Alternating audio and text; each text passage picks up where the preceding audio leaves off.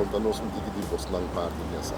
Fora do trabalho de restauração de Mangalang, que está tomando lugar, no mesmo momento nós temos outro projeto que está eigenlijk wordt liderado por Aruba Tourism Authority, ATA, então a Fundação Parque Nacional tem rol de consulta de projeto aqui, que está para reemplazar, renovar e palapana e gazebo que tem na Mangal Alto.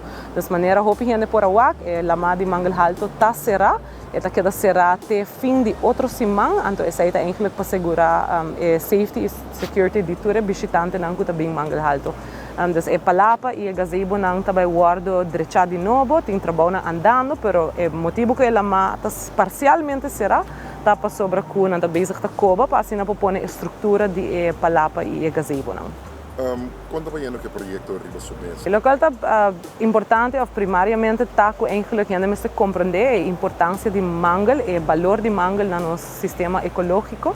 Então, uma vez o que a FPN está fazendo, está trabalhando borchinang, science que está assim para educar o visitante na área protegida da Fundação Parque Nacional para compreender o valor, mas também não para contribuir na manter a área limpa.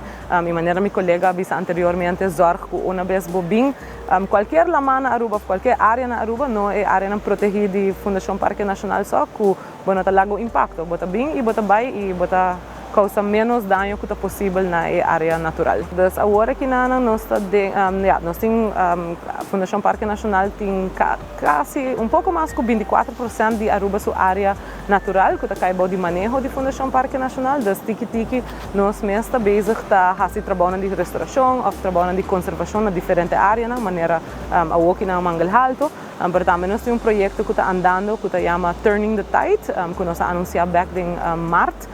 Que é projeto de restauração de Mangalang, mas também de coral. Então, aqui nós estamos começando a trabalhar aqui de restauração, mas Mangal Alto é uma área que visitar de nosso local, visitador de nosso turista. É uma área bonita, é uma área que tem valor natural, cultural e econômico. Dos local FPN está probando de chegar na dieta que cria balança natural entre recreação dos turistas e nos locais que também gostam de nos lamar, mas também é parte de conservação.